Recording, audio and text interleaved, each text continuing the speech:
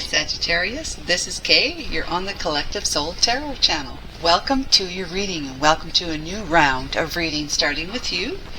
And we're going to use the Intuit Oracle again to find out what your past, whether it's near or far, and your present and your near future energies are. I hope you're all doing well. Lovely to be here with you today and for you today. Let's find out what Archangel Michael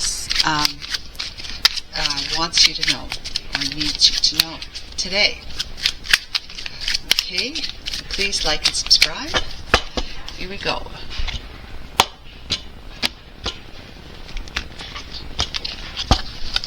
Alright, past energy, near or far, we have the bridge. So some kind of communication, uniting with someone or something, connecting, integrating, sharing, collaboration, harmony, compromising, and overcoming barriers. So making a connection.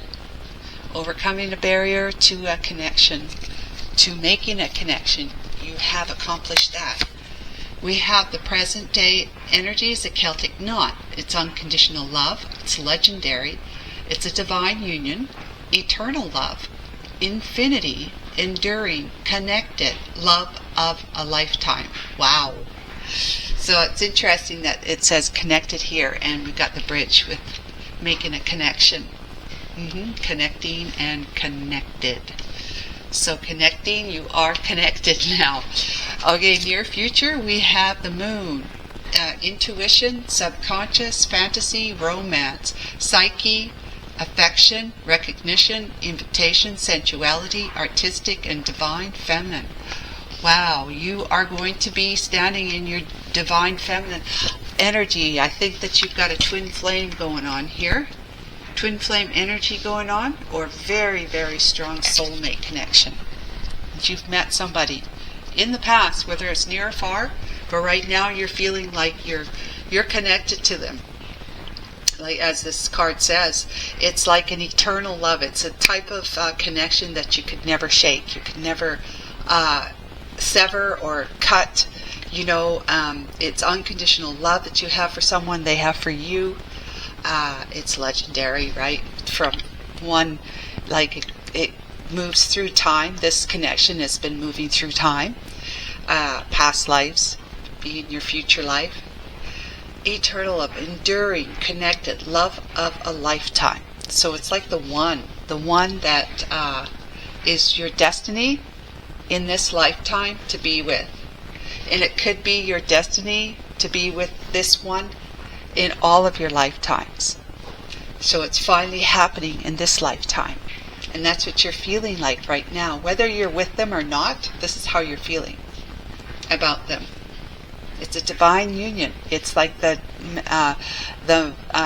divine feminine and divine masculine union. So if you're feeling like you're on a twin flame journey this lifetime around, then that's what you're going to be making that connection with them in the near future. It's going to be romance, right? Romance, off the charts romance. The psychic connection, you have this affection for them, you recognize them for who they are to you, and vice versa. Okay, lots of sensuality, and of course with the moon it's the divine feminine energy. That's you stepping into your divine feminine energy of that twin flame union. So like the Empress of the tarot deck. Wow, that sounds so cool, guys. I'm really psyched for you. Okay, Sagittarius, what do we got from the Lenormand to add to this? I mean, can you really add to this? Alright, let's find out. What do we got, Archangel Michael? Oh, we got the 4-leaf clover. I was just watching that on TV. I was watching some guy building something on YouTube. Lots of YouTube channels about people building dugouts and cabins and stuff like this. Well, he's building a revolving cabin. It turns around. It's up on a platform, turns around. So they sometimes pan off into just to look at a bug or some kind of flying insect or a beautiful flower or something like that, and they showed the clover, and I was looking at them closely, and it looked like they were only like 3-leaf clovers, just because I know there's a 4-leaf clover card in the Lenormand. That's why it caught my attention. Anyways, it's interesting that that's the first Lenormand that comes out, and this is my first reading after I'm still watching the program, but I put it on pause to do the readings. And then we have the bear, the polar bear, which is all about strength and perseverance and just protection. Divine protection, spiritual protection, spirit animal protection. Somebody, you are under very strong divine protection at this time. 4-leaf clover, well, I mean, that's luck, that's happiness, it's good things, and there's more than that too. I want to look at that. Number 2, we have, I can't remember, every time I read it, I can't remember. I bring you luck and happiness. I make things better, and as long as there isn't a negative card after me, which there isn't, I will turn difficulties to opportunities. I am a nice surprise and the happy sighs. So, the white of the flower symbolizes the purity of luck. Where the card is placed, all is well. So it's a past, all is well. So you've met somebody, and they feel like, your divine twin. They feel like they are the one. They feel like they are a very strong soulmate, somebody that you feel very familiar with, and you just get the overall sense, Sagittarius, that you're truly connected with this person. No matter how far away or near you are to them, you have this connection that cannot be denied. You might think of them often. You might see signs and synchronicities throughout the day where you might see their name, or you might see something that you would equate to this person. Like this, like you might see maybe a penny on the ground, and you know that this person is always picking up pennies because they come across them, they pick up pennies. It's just something they do, and you start seeing a penny. Or if their birthday's on like the 14th of the month, you start seeing the number 14 on license plates and stuff like that. So let's carry on. What do we got for the near future energy? We got the dog. Somebody who's going to be a loyal companion to you, who wants to be loyal to you and to no one else. Absolutely committed, and they are your lifetime companion, friend, lover, even guide. Dogs can be considered guides, right? Because they have that very strong connection to the divine. All animals do, right? So the clouds we have here. So the clouds have parted. Clouds have parted where they were keeping things. The mice here, that's like losing something, feeling like you've lost something, and then the tower. And the tower in the Lenormand is not the same as it is in the tarot. The tower is making things official to the point where you're getting documents and filing documents, signing documents, getting documents made up, working with an institution, or within an institution, or creating an institution, building an institution like marriage, right? It's an institution. So this could be like looking about how you're going to be making something official. And if you're living far away, or maybe even if it's not that far away, like in the United States, it could be the next state over, or 2 states, or halfway across the country, you're going to have to file for, as far as IRS goes, you'll have to be considered a particular state's residency, right, to file for income tax purposes. Also, to get your driver's license and your vehicle license plate, you'll have to go to the DMV, the whatever it is, Driver's Motor Vehicle Department of Motor Vehicles, to get registered in that state so that you can have state license plates and you can have a state driver's license. Stuff like that. So, you know, it's that kind of detail, official, I don't know, notification, are just making things more permanent for you. Yeah, and if you're going to them, it'd be the same thing. You'd have to change your residency status and so forth and so on. So anyways, what do we got here, guys? You've made a connection with somebody. You share this really strong connection with someone that you've met in the past. It could be far past or it could be just recent. Some of you, it will be far past. Some of you, it will be recent. But especially the far past ones, it's kind of like you're not with them right now.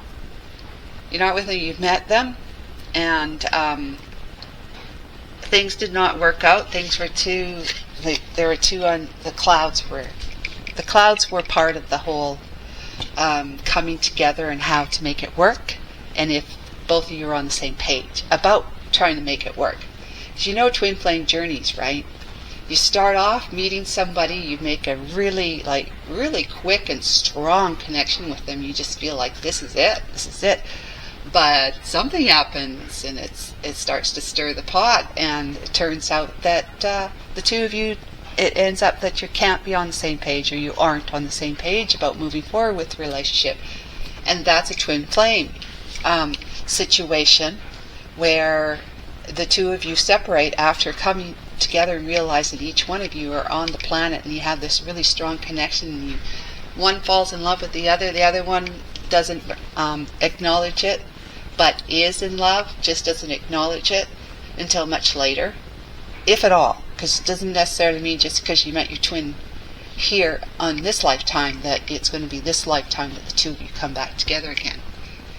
And this could be the near future could be sort of telling the story about that, with it being the moon. So it's still unclear. But anyways, the clouds are parting here because you see the blue sky now, right? And it's all about feeling like you found the right one. You're together, and then suddenly the clouds move in. That's the way I really should have said it, is that you're together, the sun is out, the sky is blue, and you've got this really great connection with each other. You're feeling so very lucky, so very happy, and things are looking up. It's like things couldn't get any brighter or sunnier for you, right? Things couldn't be happier for you. And then the clouds move in. That's what I'm looking at, because we've got the sun over here on this side, and then the clouds come in. Clouds come in and muddle up everything. Next thing you know, the two of you aren't on the same page like you thought you might have been, and you're going opposite directions. They might ghost you. You could be, but I'm talking about you, Sagittarius. You're the one who was ghosted. You're the one who was dropped like a hot potato. You were the one who was left standing there with your, gobsmacked and your mouth wide open, saying, what the heck just happened? Huh. Right? So now, in the present day energy, it's like the divine is telling you, Celtic knot, right? The two of you are ancient ancestral connection. Ancient, it's legendary, right? It's unconditional love. The two of you are tied together soul to soul. There's just no, like you're one half the other. There's just no breaking that connection at all. But at this moment in time, with the clouds having moved in, here they are here, and what is it doing? It looks like it's raining on the mice. I'm not sure if that's supposed to be rain, but it looks like it's raining on the mice. And the mice there's 3 cups here. The mice were at a party, a social gathering, but they are taking over. The mice are taking over. There's only 3 cups, and there's four rats or mice, yeah. And they're chewing everything away. It's like very slowly, because they got just little mouths, and they got sharp, long teeth, but they're little mouths. So they're destroying whatever it was that you felt you had found or built in the near or far past. You are realizing that you had slowly lost it, but there's divine protection over you that's helping you to move forward, to persevere. Move forward because you are protected, and you're that type of person, Sagittarius, that nothing really ever keeps you down for very long. I know this because I'm Sagittarian. Nothing ever keeps you down for very long, and you're always interested in learning more. Learning more about the mystery of life, learning more about, let's say, twin flame journeys, learning more about just anything that is interesting to you. So you're going to be learning more. What you're doing right now is you're learning more about this connection.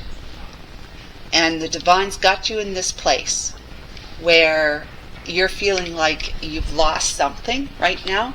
That you've lost that connection, that this person's never coming back. You're never going to see them. It's never going to happen. Not in this lifetime, maybe not in any lifetime, that kind of thinking. And the Divine says, just don't worry. You're protected here. We've got your number. Basically, if it's meant for you, it's going to be for you. And just keep persevering forward. Learn as much as you can. And be true to yourself. Just press on and be the Sagittarian, the power that you stand in as a Sagittarian. Be the Sagittarian that you are, and just keep on moving. Because the near future says you're going to be tapping into your intuition a lot, especially if you put a lot of time into learning more about what these strong spiritual connections are, soul to soul connections are. And it's going to make you feel more receptive. You may be under the moonlight right now where things are not, like there's still clouds, right? Things are not quite as, you can't see things clearly. Things are not certain to you. How will all of this work out? And the Divine is saying you just tap into your intuition, your psychic powers, right? Your divine feminine powers, and realize that there is someone who wants to be loyal to you, wants to be under the same roof with you, because your dog is, right? Same yard at least, right? Under the same roof with you. They want to spend time with you. They want to go on walks with you. They want to enjoy each other's energy. They want to be with you and loyal to you like they never had before, because possibly they weren't being loyal to you back here. Maybe they were married or in a relationship and they're just pretending to be single. But there's going to be some making things official here through talk about. There'll have to be a discussion about who's going to be with who, and who's got to be the resident, become a permanent resident, who's got to be the one who immigrates, that sort of thing, or just moves from, sells their home or gives up their rent and moves to your neck of the woods kind of thing. So this is all very broad and general. I see it's like we got uncertainty but intuition here, and then we're talking about a loyal friend, and then we're talking about documents making things official, institutions, stuff like that. So it's like three different, totally completely different energies right there. It's like that old Sesame Street song, one of these things doesn't belong here, well, in this case we got three things that don't belong together. Yeah, well, they don't look like they really are making a connection with each other like these ones are, right? These cards here. Okay, let's find out what major arcana wants to come out. The Devil. So you see there is a very strong, almost toxic, obsessive type of energy connection between the two of you. And you might be obsessed over having this person in your life over not having this person in your life. You know, you might have that kind of obsession. Let's see what the tarot says. And it could be like it damaging to you because of the mice here. Damaging to you, like keeping you in lack mentality to the point where you're pushing it away. We've got the Two of Wands, okay? You got two people here and you got the Two of Wands at a crossroads, right? Trying to determine, with the world in your hands and the sun in the sky, no, that's a moon probably, the moonlight, in the sky, trying to determine without much clarity what is in your, like what belongs in your world. What is your world going to look like in your near future? Is it going to be with this person or not with this person? So there is like a bit of an obsession because you want some clarity. You want to know which way you're going to go. And right now you may have a certain path that you could go that is really good for you, but you're kind of like, it's almost like holding your breath, Sagittarius. You're holding your breath because you don't want to exhale, because the exhale represents letting something go.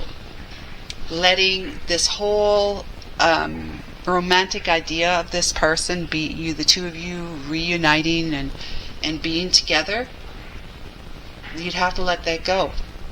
You'd have to say, well, you know, right now all I know is right now. And right now we are not together. And although that doesn't make me happy, I have to get on with my life. I have to move on. I have to put this behind me. It's basically what we need to do. And if we're not doing that, then we're experiencing loss or lack. Okay? That lack continues. That loss continues.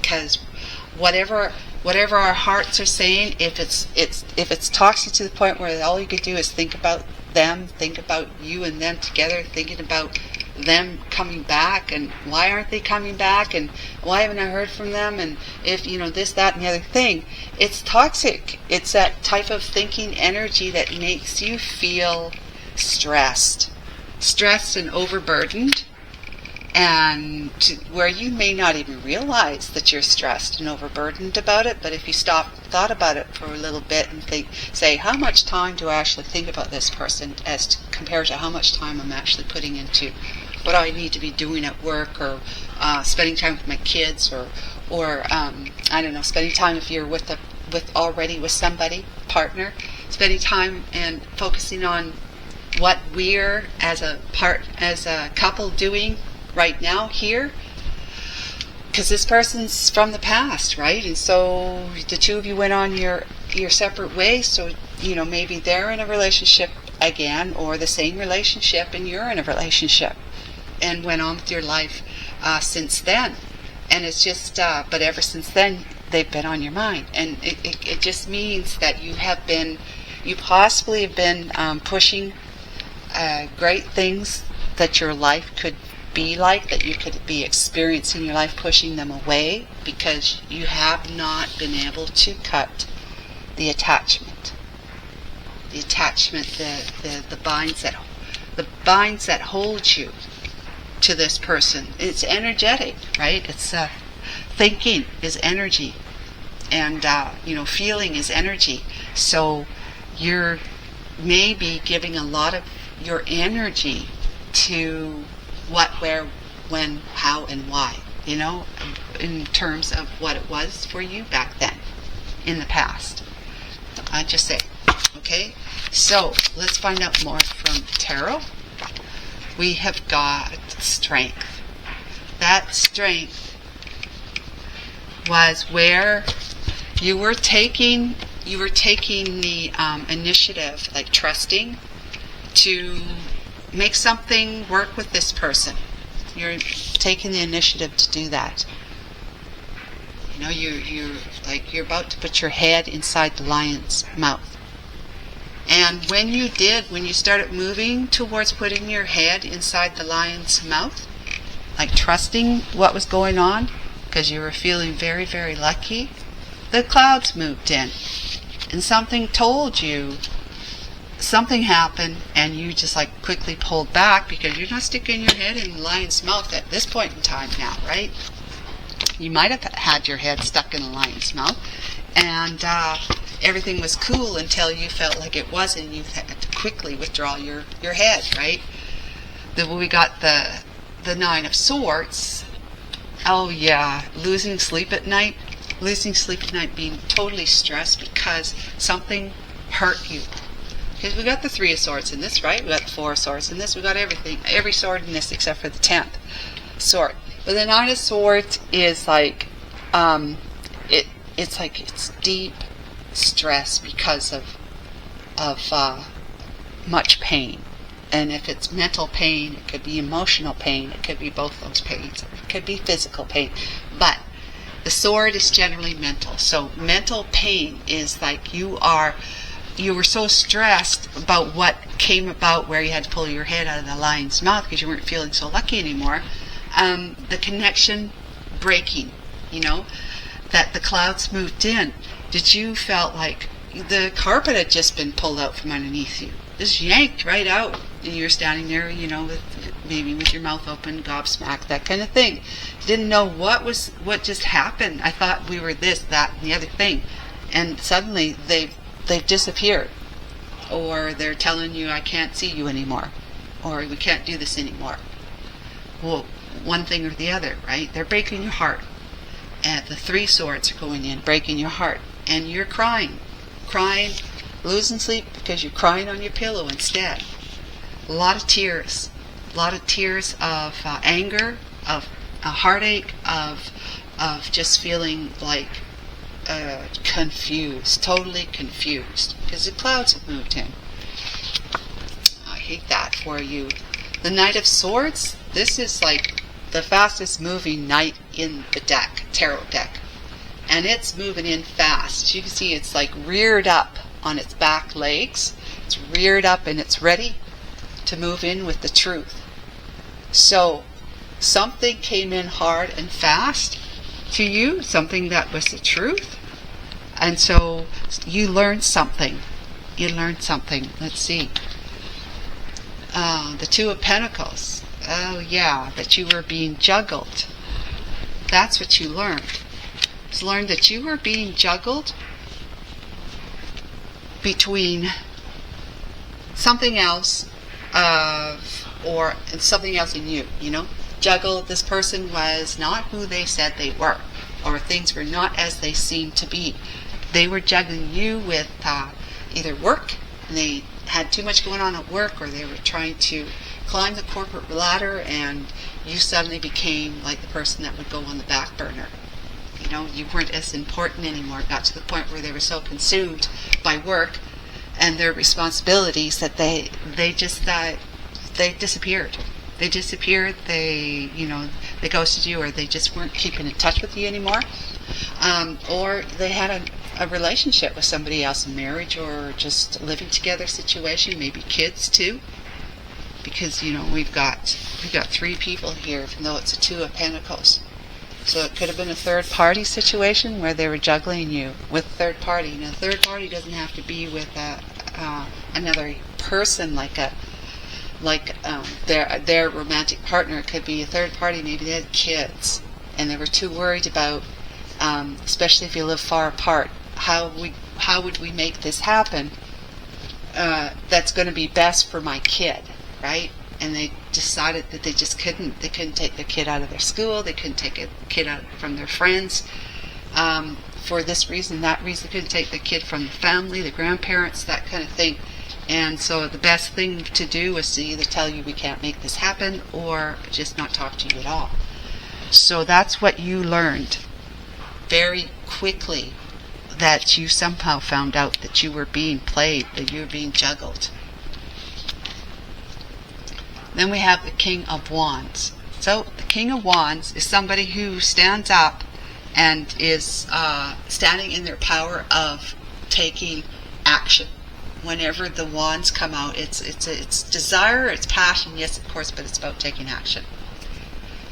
So this person is going to be feeling that they are empowered enough to take action towards their dreams, towards their passionate pursuits. Possibly you are their passion, or it's you taking action towards your passion. We have the Judgment. So this is a final judgment. The Judgment is answering the call. So I would say that the King of Wands is the one answering the call here, and the King of Wands is the one that didn't answer the call back here, but is coming forward to answer the call here in the near future, is what I'm getting from that.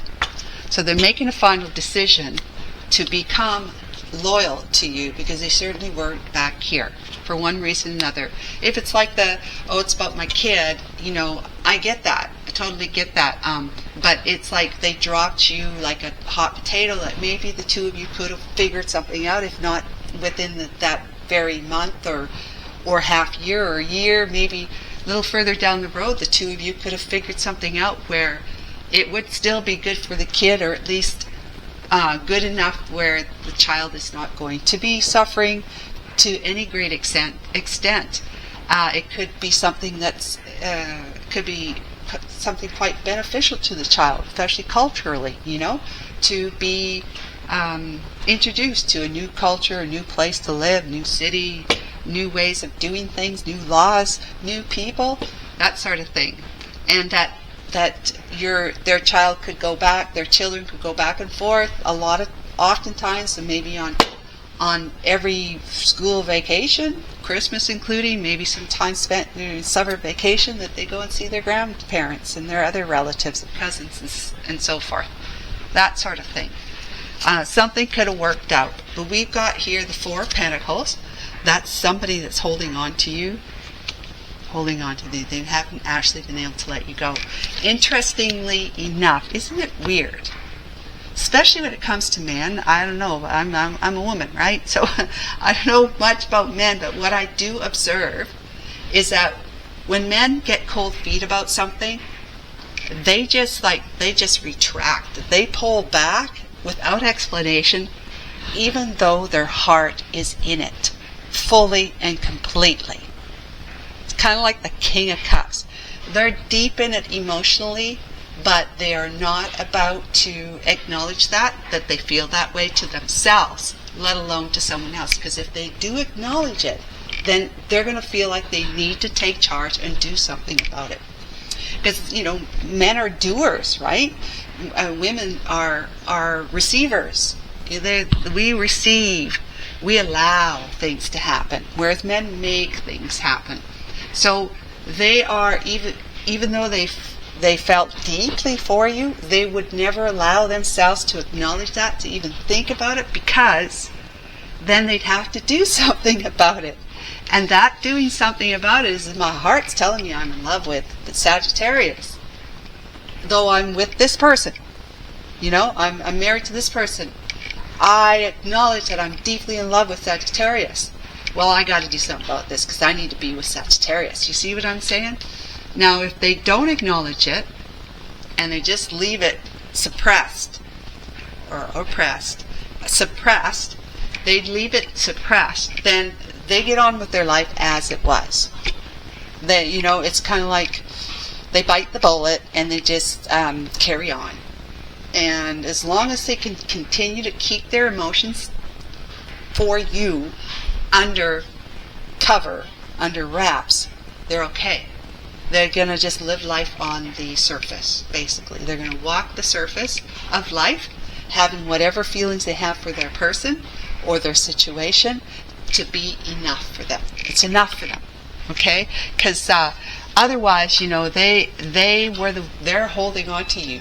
They definitely, energetically, we can still hold on to people, even though they have betrayed their trust, your trust. And there's the Devil card again had come out.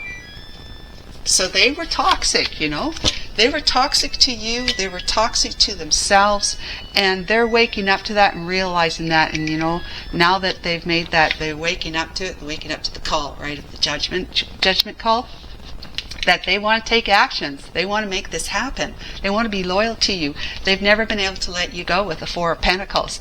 And they realized, though, that they had basically sabotaged and betrayed your connection and your trust. And it's like they've been toxic. It's a toxic energy that they're also obsessed with you. If you're obsessed with them, they're obsessed with you. So it's a matter of the two of you being able to figure out how to bring your energies into balance, not being so far one way as opposed to being the other, like in the middle. The two of you have got to bring some energy of balance so that it's not this toxic obsessive energy, because when you're in this energy, you're attracting this energy, and vice versa, right?